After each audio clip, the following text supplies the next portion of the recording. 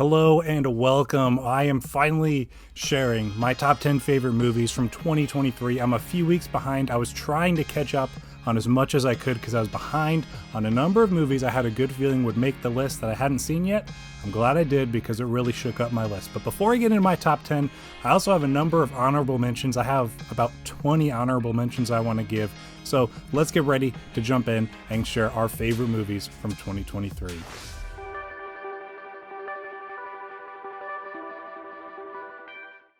Kicking things off with a bunch of honorable mentions. I saw 45 or so movies this year from 2023. I had my top 10, but even beyond that, I had 17 or 18 movies that I wanted to include as honorable mentions. Now, all of these movies in this honorable mentions had 4 out of 5 stars in my rating when I saw them. So that's why I wanted to include them, because I was like, I can share these 10, but there's still so many more movies this year I love. The Hunger Games, The Ballad of Songbirds and Snakes, The Pale Blue Eye, which was a Netflix original from very, very early 2023.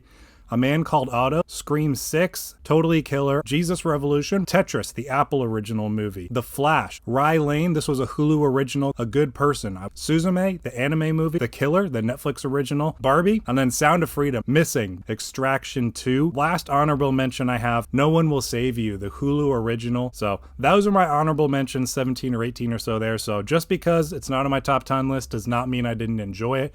All of those movies I just mentioned, I gave a 4 out of 5 stars and highly recommend. So now let's jump into my top 10 for the year. All right, starting off in the 10th slot, we have the movie The Creator. Now, I did not have a chance to see this one in theaters, but I caught it a couple of weeks ago when it dropped on Hulu, and I had a great time with it. Now, I didn't love it as much as I wanted to, which is the reason why it's probably on the bottom of this list, but despite a few of its shortcomings, which are very minor, it was a really great time. I love the fact that it's a wholly original take on science fiction, AI, a futuristic society where AI is pretty much fully integrated into society. The special effects for this movie were absolutely incredible, especially boasting the small budget that the movie had. It's mind-blowing how good these effects look. And it's a great example of just taking what you got and really putting the work in to make it pay off. And it absolutely did. The action sequences are incredible. The effects on all of the robots and the android synthetics and stuff all looked fantastic. The story was really good. I wanted a little bit more from the ending, but despite that, all of these other aspects of the movie were so strong that I couldn't not put this on my top 10 list. It was one of my most anticipated for the year when I first heard about it, when I first heard who was directing, in Gareth Edwards from the Rogue One Star Wars movie. That is probably one of my favorite Star Wars films. So it's a really great one. I would be really interested to see follow-ups, kind of, whether it be in a TV show form, maybe an anime or another movie. I'd totally be up for more in this world because it was so interesting to explore throughout the film, and one that I will be definitely revisiting for sure. Next, in the 9th slot, we have Guardians of the Galaxy Volume 3. Now, I have a great time with the first Guardians of the Galaxy movie. I really like Guardians of the Galaxy Volume 2, and I was extremely interested to see how Guardians of the Galaxy Volume 3 would go, considering there's a lot that's happened in between Guardians 2 and 3 outside of that trilogy in the Avengers movies, and where they've popped up and a lot of changes have happened with the characters. I'm happy to say the film was in great hands, being James Gunn continuing and wrapping up this trilogy. He closed off these characters in such an incredible way. It's a much more serious and somber tone throughout this movie. There's some very dark themes and messages from it. All of it was done so well, and it was very impactful. The villain was really well done. It was one of those kind of just, he's a straightforward bad guy, but it totally works for this movie. He doesn't have to have a ton of depth to him, but you get just enough background from him and Rocket that it totally works for the rest of the film. So I'm so happy that we got to wrap up this trilogy and these characters in such a great way, and something that was so impactful, so funny and entertaining and dramatic all at the same time. It's a perfect conclusion for what we could have had for these characters. Next, in the 8th slot, we have Mission Impossible Dead Reckoning Part 1, or what will, I guess, in the future just be known as Mission Impossible Dead Reckoning because they're dropping the parts. But besides that, I had a great time with this movie. I wasn't sure what all I would think of it going in because the movie came out. I was super excited to check it out based on some behind the scenes featurettes we had for some of the stunt work, but then the movie didn't do very well in the box office, and I couldn't remember if it was just because of everything going on with the whole Barbenheimer movement or if it was actual poor reception. So I grabbed the movie on 4K, watched it a month or so ago, and had a great time with it. It's not my favorite in the franchise, but it's pretty darn close. I think this movie is better than so many action movies that are coming out these days. Even a movie that's not the best Mission Impossible movie is still better than a ton of action movies that come out every year. And so I was so happy to just go along for the ride, moving from set piece to set piece, locations all around the globe, stunts of huge variety, amazing car chase sequences, throwing motorcycles off cliffs, paragliding, like all this amazing stuff that happened throughout this movie, and it all works within the story. It's an interesting take on AI. We're very much getting movies that are addressing AI in a different kind of way with how it's impacting our society these days, and I thought this movie does a good job of doing it in a unique Mission Impossible type way that was really compelling for the film. And as far as part ones go, because we had a number of them this year and in the past couple of years. I'll talk about Spider-Man in a little while when I get to that movie. I think this is one of the better part ones to come out this year. Now, that's all changing because this is no longer a part one. Besides that, I thought for being a part one, it included a really good self-contained story. There's clearly still more to come, but we got enough payoff and enough included in this one that I felt satisfied with it as a part one to what is half of a story. So definitely one of the best action movies to come out this year and one of my personal favorites as well. Next, coming in the 7th slot, we have the movie Gran Turismo, which if you would ask me at the beginning of this year if Gran Turismo would be on my top 10 favorite movies of the year list, I probably would have snickered and laughed. But having seen this movie now, I've seen it twice. Yes, the movie executes a proven formula, but there's nothing wrong with that if it's done well and done with such skill and talent. Neil Blomkamp does a great job directing both the dramatic sequences, the racing sequences, the variety of shots and camera work in this movie is incredible. The fact that they didn't use any green screen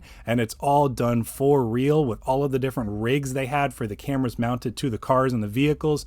The different stunt drivers were fantastic. Even the guy who the movie is about does his own stunt driving for the movie. It's just all a really, really great one. It's, like I said, a proven formula, very much an underdog story, but you can't help but feel compelled by it as you watch it. So, like I said, if you'd asked me at the beginning of this year, I would have said, yeah, I'll check it out, but I'm not really into Gran Turismo. But David Harbour being in the cast had my attention, and Neil Blomkamp, as he would for anyone to kind of grab your attention. So I would love to see what Neil Blomkamp's going to do next, because he's had such a different take with this movie versus what he's done previously. So I'm interested to see what he does next. I really, really enjoyed this one. I had a great time with it, and it's definitely one of my favorite movies from this year. Next, we have one that is part of the reason for the delay of this video that I just checked out a few days ago, The Holdovers. This movie is really fantastic. It has some of the best performances I've seen this year.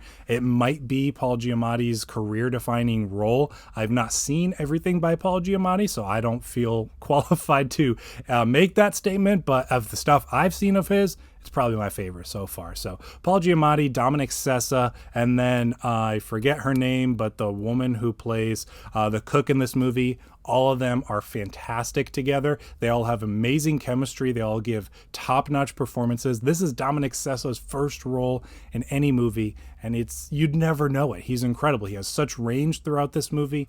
The story is very compelling. It's very interesting. It's a very somber and a bit of a darker tale for what will quickly be known as a Christmas classic, I think, a modern one that is. And I think all of that just comes together for a really fun and enjoyable watch. This is one of those movies that you can pop on for pretty much anyone and they will enjoy it. Besides the performances, the filmmaking is really great. They filmed it to look like it was made in the 70s. So as soon as the movie starts, it has this vibe as if you just popped in a VHS tape. I mean, obviously I watched it on a Blu-ray, so it was in high quality, but the film grain looked like it was there. The audio sounded as if it was almost out of a 70s movie remastered to today's. And then the soundtrack was absolutely beautiful. The mix of original songs with regular, Christmas music that was included blended so well. So the music composition was great, the way it blended throughout the film.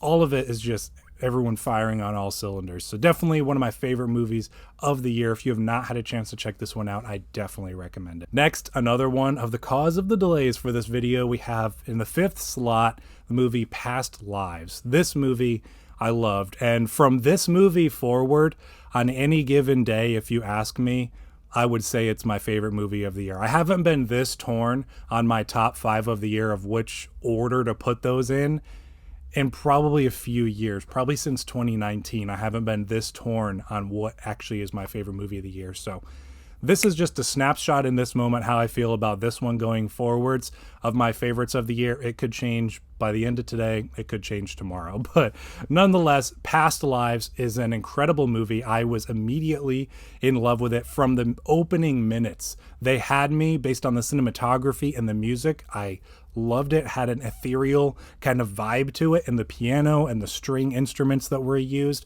I thought all of that blended so well for the movie and the decades that it kind of encompassed as we follow these two teenagers who are kind of young high school sweethearts. The woman immigrates to America with her family, and so she kind of starts her own separate life there, but there's always been some kind of connection between them, and so eventually they reunite 12 years later. They kind of rekindle that relationship, they separate again, and then rekindle again 12 years after that. So it takes place over about 25 years, this whole movie, but it's such a compelling, genuine, and deeply human story. It never feels soapy or over dramatic or melodramatic in any kind of way. I was always on board with the story. I was always rooting for the characters, and they even introduced somewhat of a love triangle about halfway through this movie, but like I said, it's not done in a soapy kind of way that adds that traditional love triangle drama. You actually find yourself conflicted and rooting for both of the people on the side of this love triangle. And to the very end, it's compelling and convicting. So it's an incredible movie. Like I said, this one could easily be my favorite of the year just on this day.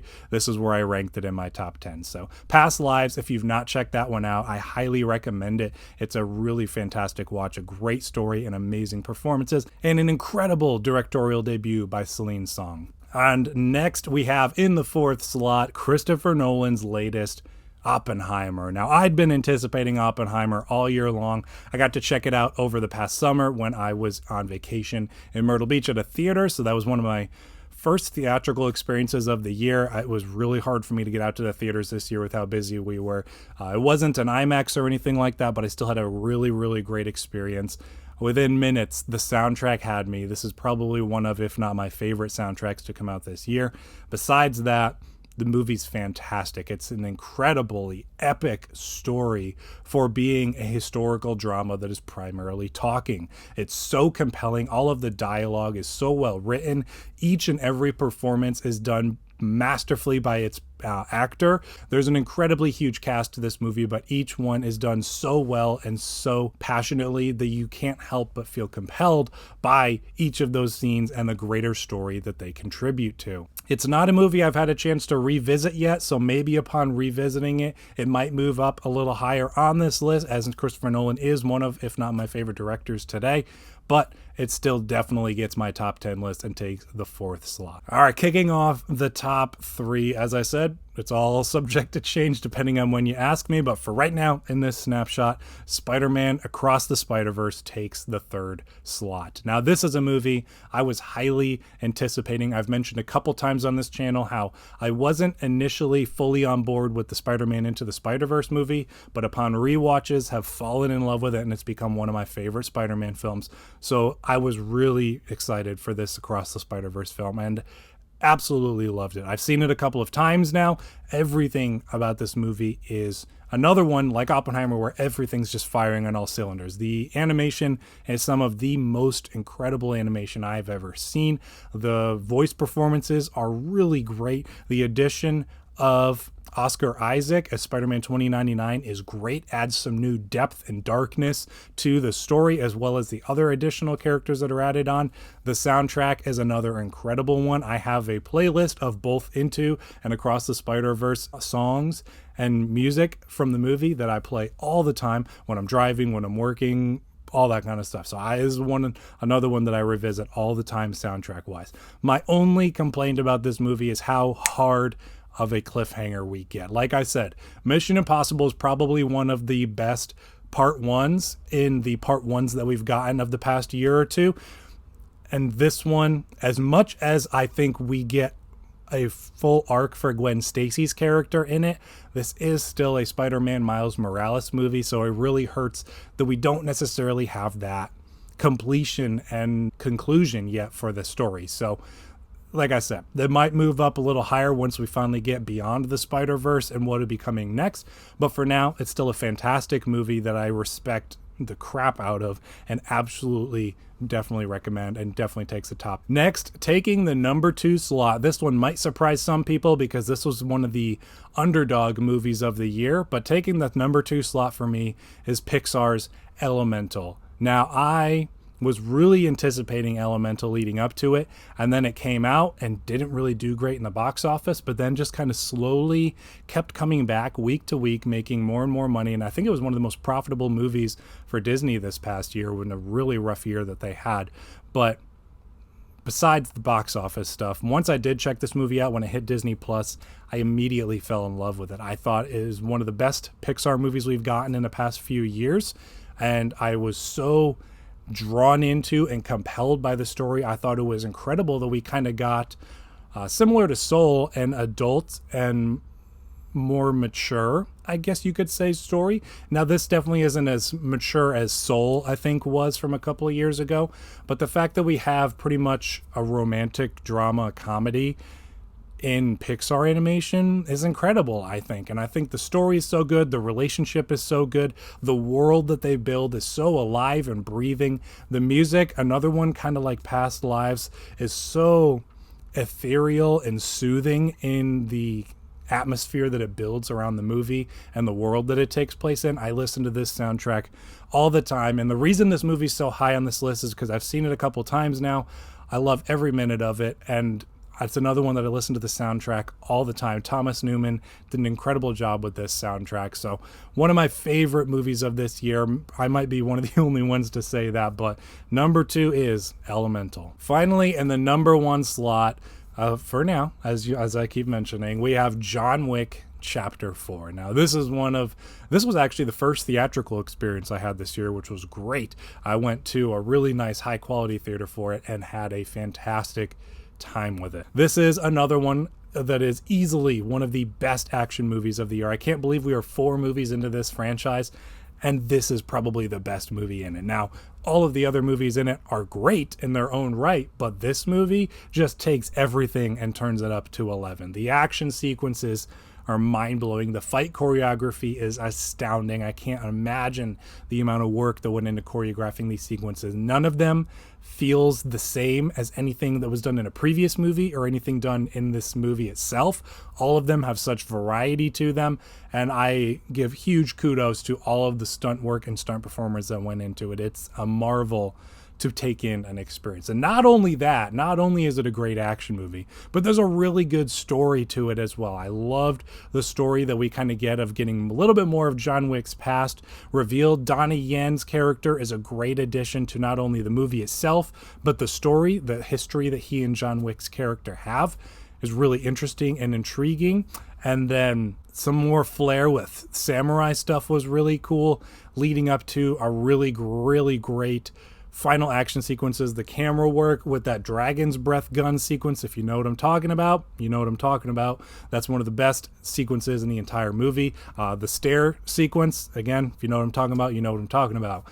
This is definitely one of the best experiences I had this year checking out a movie, and like I said, on any given day, could tell you any of these 5 will end up on my top, but I had such a great time with John Wick. I'm a huge action guy, so this is one of the best action movies we've gotten in recent years, so I have to give credit where credit is due. This is my favorite, if not one of my favorite action movies from this year, and one of the best movies to come out of the year. So that wraps up my top 10 favorite movies from this year. There's still some that I haven't had a chance to check out yet, so if there's one that was one of yours or one you thought I would see, I might just not had a chance to see it yet. That's why I tried to include as many honorable mentions as I could to hopefully give you a number of recommendations to check out. So please join me in the comments down below with your favorite movies from this year. I would love to hear your lists and your rankings as well, because it was such a great year of movies. Thank you for sticking around to the end of this video. I'll see you in the next one.